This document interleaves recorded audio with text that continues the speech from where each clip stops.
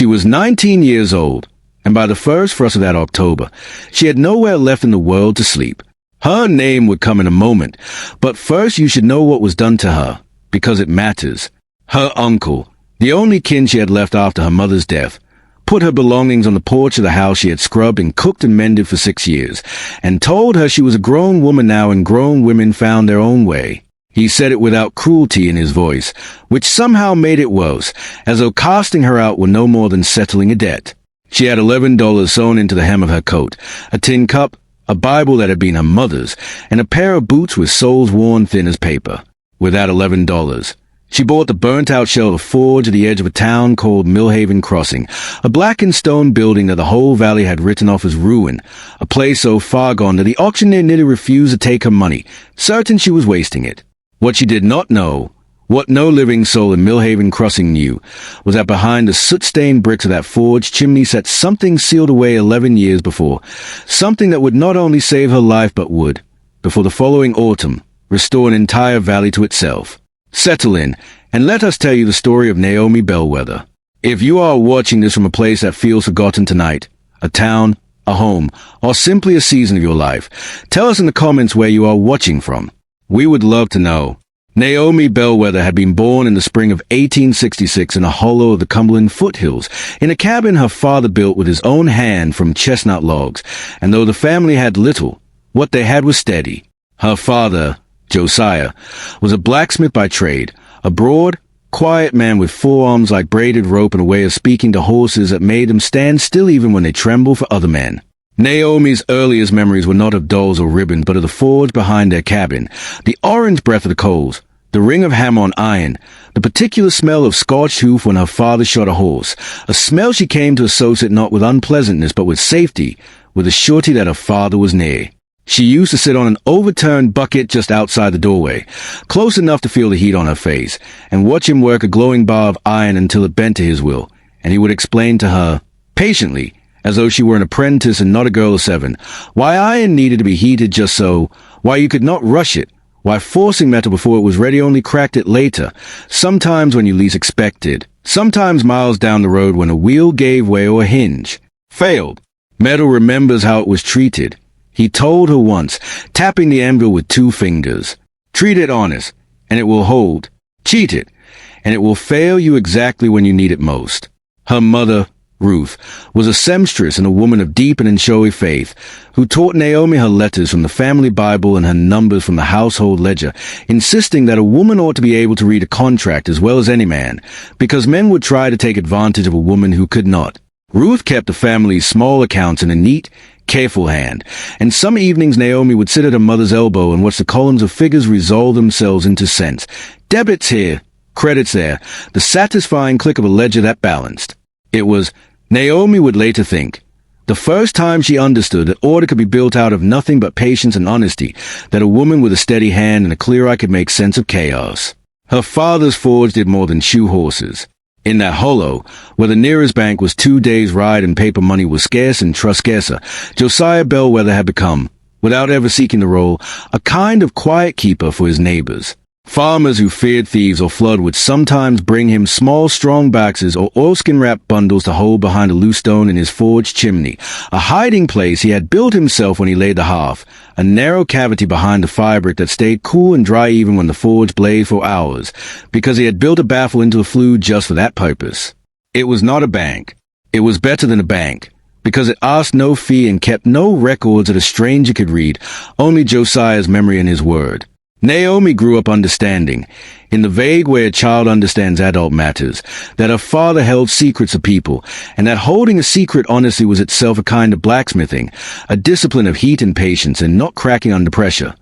When Naomi was 13, diphtheria came through the hollow in a single terrible month and took both her parents within 11 days of each other, along with her 2 younger brothers. She alone survived, nursed through her own fever by a neighbor woman who wept as she spooned broth into a girl too weak to lift her own head. When Naomi was well enough to understand what had happened, she understood also that she had been made, in the space of a season, an orphan, and that the forge and the cabin and the land, such as it was, belonged now to her uncle Silas, her father's older half-brother, who arrived from 3 counties over with a wagon and a lawyer's letter and very little warmth. Silas Bellwether sold a cabin and the land within the year, though he kept Naomi on as an unpaid hand in his own household 2 counties away, feeding her, clothing her poorly, and never once, in 6 years, calling her anything but the girl, as though her name were an inconvenience he preferred not to spend. What Naomi carried out of that hollow, beside grief, was her father's steadiness with fire and iron,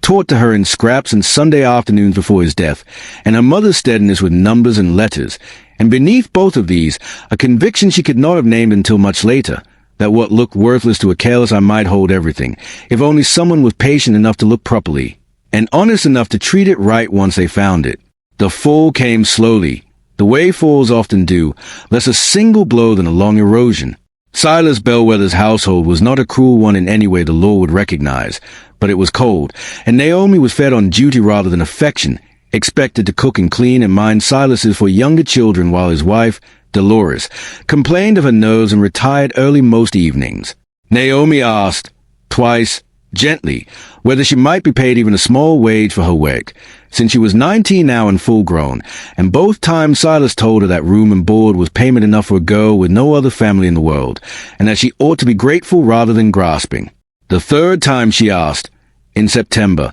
was the last conversation they had before he put her belongings on the porch. The truth, which Naomi did not learn until years later, and which we will tell you now so that you understand the shape of what was coming, was that Silas Bellwether had never forgiven his half-brother for inheriting their father's forge and reputation while he himself had been sent away as a boy to work a cousin's dry goods store, and that some old, curdled resentment had settled into him regarding anything that had belonged to Josiah. When Naomi asked for wages, invoking, however gently, her father's memory and her own labor, something in Silas soured past patience, and he decided, with a particular cruelty of a man convincing himself he is being reasonable, that the girl had ideas above her station and had best learned the world owed her nothing. So it was that on a cold October morning, Naomi Bellwether stood on a dirt road with a carpet bag, $11, and no roof, no kin, and no plan beyond the next town. She walked for 3 days, sleeping in a church porch one night and a stranger's halo for next, surviving on bread she had thought to wrap in cloth before she left, until she came, footsore and half-starved, into a valley town called Millhaven Crossing, a modest place of perhaps 400 souls built along a creek in the shadow of low, timbered ridges, with a church, a mercantile, a small schoolhouse, and, at its edge, a burned husk of a building that had once been the town's blacksmith. Shot before fire gutted it 9 years before, killing the smith who owned it and leaving the property to sit, unclaimed and unloved, in a legal limbo of unpaid taxes ever since. The county was finally auctioning it, the innkeeper's wife told her, more out of a wish to be rid of the eyesore than any hope of profit, and the auction was to be held that very Saturday on the courthouse steps in the county seat 6 miles off. Naomi walked the 6 miles on legs that ached with every step, arrived with dust in her hair and her mother's Bible clutched against her chest, and stood at the back of a small, disinterested crowd of men who had come mostly to bid on a widow's parcel of timberland being sold the same day. When the auctioneer, a bored man named Pruitt, called the forged property, no one raised a hand. He called it again, dropping the opening price, and still no one moved, because everyone in 3 counties knew the place was cursed, or at least unlucky, having taken a man's life and stood roofless and blackened ever since. Naomi, standing at the rear with $11 sewn into her coat hem, heard herself speak before she had entirely decided to. $4, she said. The crowd turned to look at the ragged girl who had made the offer, and Pruitt, half amused and eager to be done with the lot, brought his gavel down before anyone else could think to bid against her. $4 for the forge and the quarter acre it sat on, and for the first time in 6 years, Naomi Bellwether owned something outright, though what she owned looked, to every eye but her own, like nothing at all, for soot-blackened walls, a caved section of roof, a rusted anvil half buried in ash and fallen brick, and a chimney standing crooked against the sky like a broken finger. She walked back to Millhaven Crossing that evening with a deed folded inside her Bible, and she slept that first night on the dirt floor of her own ruin, wrapped in her coat, listening to the wind move through the gap in the roof. And she told herself, the way a person tells themselves things to survive a hard night, that a forge was not nothing, that her father had built his whole life around one, that stone and iron did not care whether a woman's hands were soft or whether she had a name, that mattered to anyone, only whether she was willing to work. In the gray light of the next morning, she began to clear the debris, and it was in doing so, hauling fallen brick away from the base of the chimney with hands that blistered within the hour, that she noticed something her father had taught her to notice years before. The chimney's inner face, behind where the firebox had been, did not sit flush the way a properly laid chimney should. There was a gap, subtle, the kind of thing only someone who had grown up watching a mason, son of a blacksmith, build a hearth would think twice about, a section of brick set slightly proud of the rest, mortared in a different color of lime than the surrounding stone, as though added after the original construction rather than raised with it. Naomi stood before it for a long while, her heart beginning to beat strangely, remembering her father's hidden cavity behind his own forged firebrick,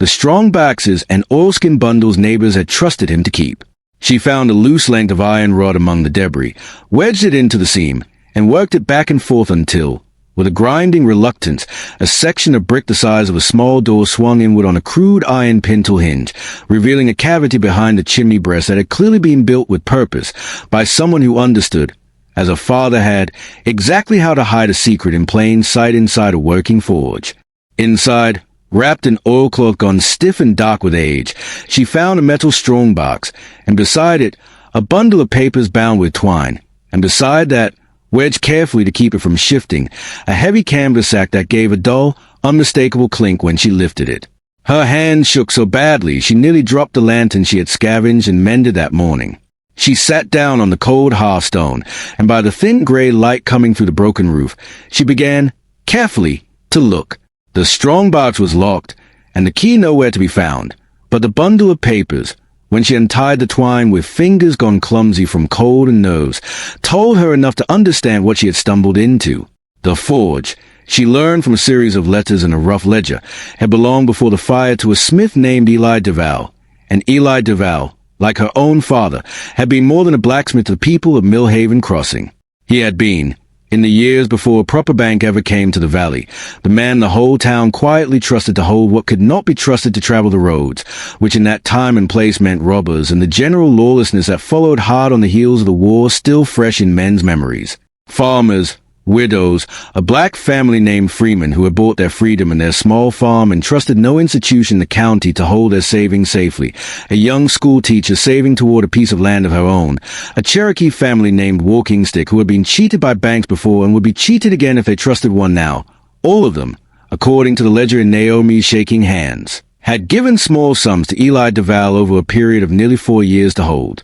In the strong box behind his chimney, exactly as Naomi's own father had done for his neighbors 2 counties over. The ledger recorded each deposit in a careful hand, names and dates and amounts, down to Eli Duval's final entry, made only 3 days before the fire that killed him, a fire the town had always assumed was an accident of an untended forge overnight. The last letter in the bundle, though unsigned and written in a different, more urgent hand than the ledger, told a different and darker story, one that made Naomi's blood run cold as she read it by lantern light in the ruin of that forge. The letter was addressed to no one, seemingly a private accounting Eli Duval had written for himself, describing his growing suspicion that a man in town, a merchant and moneylender named Josephus Kettering who ran the mercantile and had been quietly buying up mortgage farms across the valley whenever a family fell behind, had learned of the strong box and had begun pressuring Duval to reveal what he held and for whom, so that Kettering might somehow claim it or use the knowledge against her.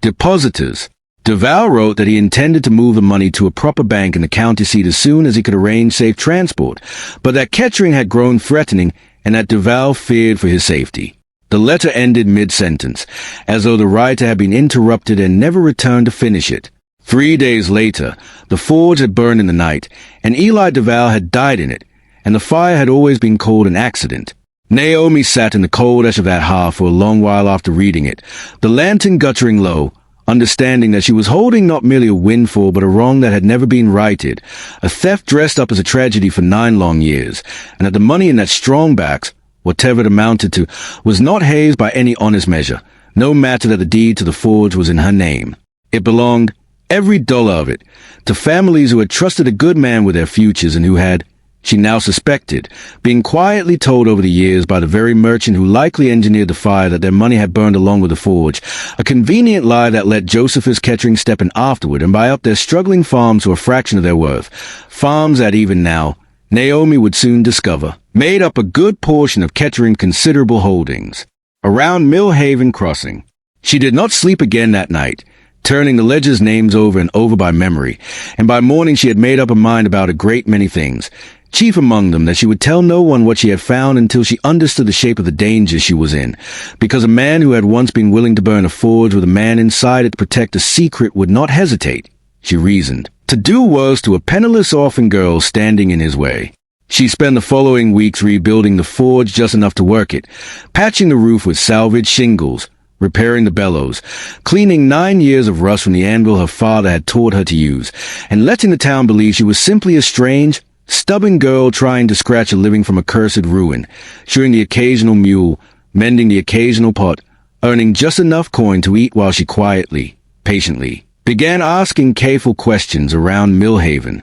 crossing about Eli Duval and the fire, and the families whose names filled his ledger. She found the Freeman family still farming their small plot at the valley's eastern edge, though thinner and more careworn than the ledger's entry suggested they ought to be, and old Mrs. Walkingstick, whose husband had died 2 winters back, still grieving the loss of savings meant by their grandson to start in Missouri, and the former school teacher, now married and struggling, who wept openly when Naomi, without yet revealing why she asked, mentioned Eli Duval's name and asked whether she had ever recovered anything from the fire that took him. It was a young widow Freeman who first warned Naomi, gently but plainly, that she ought to be careful how loudly she asked about Kettering, because half the town owed him money in one form or another, mortgages and store credit and wells, and men who owed a man money rarely spoke ill of him where it might be repeated, whatever they said in private. Naomi took the warning to heart, but she did not stop asking, and it was not many weeks before Josephus Kettering himself, a heavy-set man with soft hands and a voice that stayed pleasant even when his eyes did not,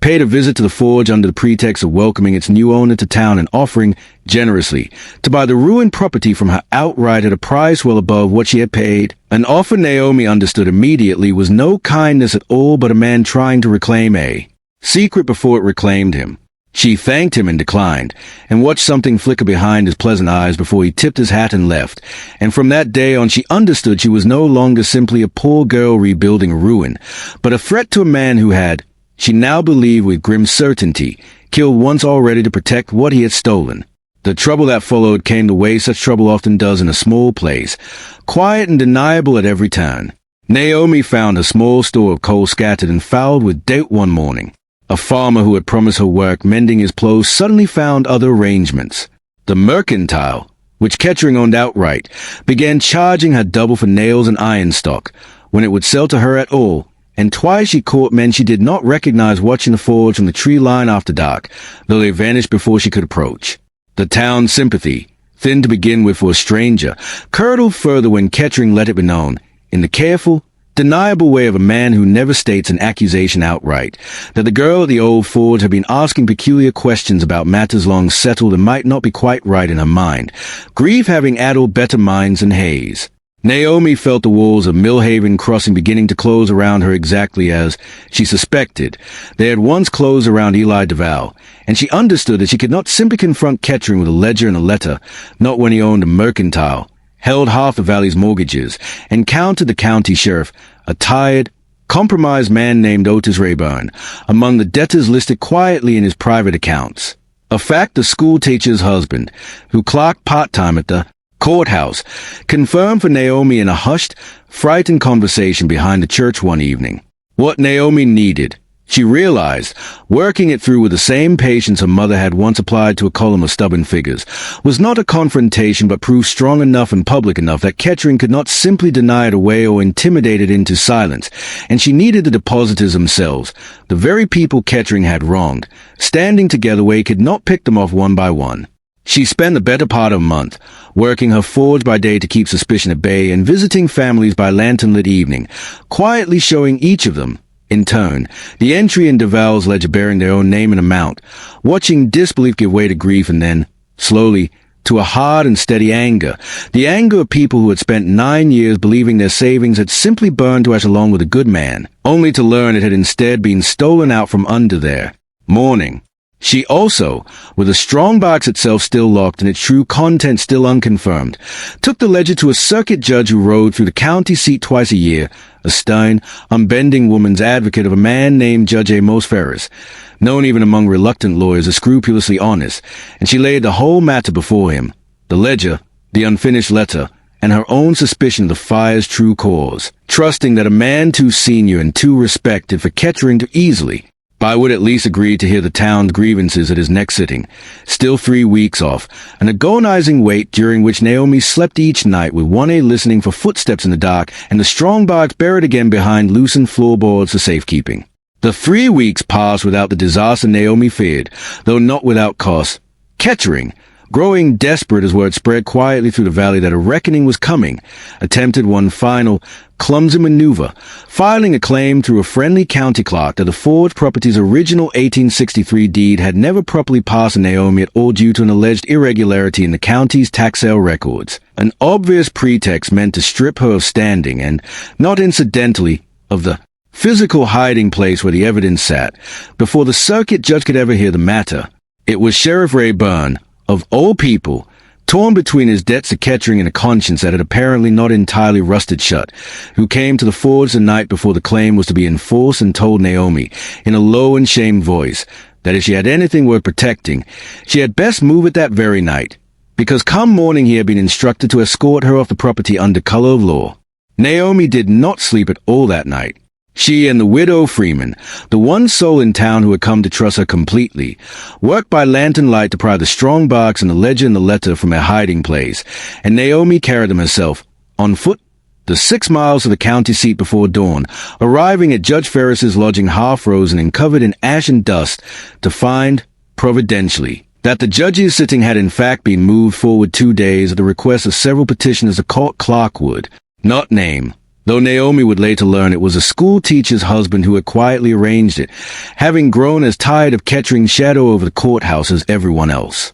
By the time Sheriff Rayburn arrived at the forge that morning with Kettering's paper in hand, there was nothing left to seize, and word had already reached him that the judge intended to hear a very different matter entirely that same afternoon. The hearing, when it came, was not the dramatic courtroom reckoning of a novel, but something quieter and, in its way, more devastating for Josephus Kettering, a slow and methodical unspooling before Judge Ferris of ledger entries, dated mortgage transfers, and the testimony, one after another, of the Freeman family, the walking sticks, the former schoolteacher, and half a dozen others, each describing money entrusted to Eli Duval and never seen again, each describing land lost to Kettering in the years that followed at prices no honest man would have offered a grieving family. Kettering, present and increasingly pale as testimony mounted, attempted at first to dismiss the whole matter as the fevered imaginings of an orphan girl with an old ledger of no legal standing. But Judge Ferris, examining the strong box's contents once finally forced open by a locksmith summoned for the purpose, found within it not only the deposited coin, some $412 in total, a considerable sum for that place and time, but also a second, smaller ledger, this one in Kettering's own unmistakable hand, detailing payments made to a hired man some 9 years past for what was euphemistically recorded only as forged work, dated 3 days before the fire, a piece of damning carelessness that a more careful criminal would never have kept, but that Kettering, arrogant in 9 years of unchallenged success, had apparently preserved as his own private record of the arrangement. Judge Ferris did not need to hear more. Kettering was bound over for trial on charges of arson and the death of Eli Duval, and though the finer points of frontier justice moved slowly and imperfectly in those years, and though some in Millhaven Crossing would say for the rest of their lives that a rich man's punishment never quite matches a poor man's crime, Kettering lost, in short order, his standing, his mercantile, and every mortgage farm he had claimed under false pretenses, all of it ordered returned or restituted to the families from whom it had been taken, insofar as the law and the judges considerable could arrange it. Sheriff Rayburn resigned his post before he could be asked to, and a new circuit of trust, however imperfect, began slowly to knit itself back into the valley. The $412, Naomi insisted from the very first moment the strong box was opened, belonged to no one but the families whose names filled Eli Duval's careful ledger, and she would not touch a cent of it for herself, no matter what any of them, moved by her honesty, tried to press upon her. What she asked for instead, when Judge Ferris inquired what she herself might be owed for uncovering the truth, was simply this: that the town help her finish rebuilding the forge, not as a private property alone, but as what it had once been for Eli DeVal, and what her own father's forge had once been in another hollow entirely, a place where the people of Millhaven Crossing could once again bring their hard-won trust and know it would be honored. By the following spring, the forge stood whole again, its roof sound, its chimney rebuilt with an honest, undisguised strength, and Naomi Bellwether stood at its anvil each morning with her sleeves rolled and her father's old habits of patience alive in her hands, shoeing horses and mending plows and, when neighbors asked it of her, holding what needed holding, openly now, in a proper strong backs bought with a town's own gratitude rather than hidden behind any brick at all. The Freemans kept their farm free and clear. The Walking Stick's grandson went to Missouri after all, a year late but not too late. And when people in the valley told the story afterward, as they did for years, of the ragged orphan girl who had paid $4 for a cursed and burnt-out ruin, they told it not as a tale of luck but of a woman who had looked at something the whole world had written off and seen.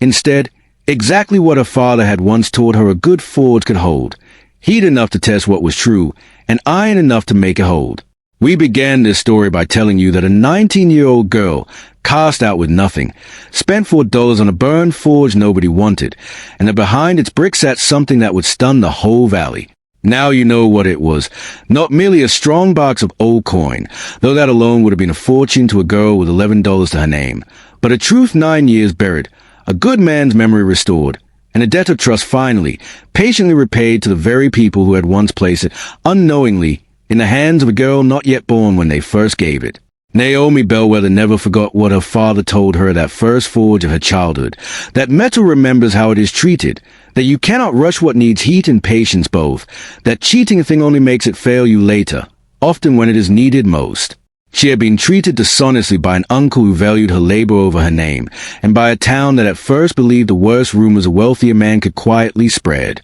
And yet she had held herself, through all of it, the way her father once held iron, patient under pressure, unwilling to crack, waiting for the moment when the truth, properly heated and properly struck, would finally take the shape it was always meant to hold. What looked like nothing to every other eye in that county turned out to be, in the end, everything a whole valley had lost and given up hope of ever finding again. Thank you for spending this hour with Naomi and the people of Millhaven Crossing. If her story moved you, we hope you will share it with someone who might need reminding that what looks worthless to the world is not always worthless at all, and that patience, honestly kept, has a way of outlasting even the coldest injustice. We would love to know, in the comments below, about a time in your own life when you found real value in something everyone else had written off, a home, an old possession, even a chance you almost let pass you by. Your stories are part of what makes this community so special to us, and we read every single one. If you enjoyed this journey into Millhaven Crossing,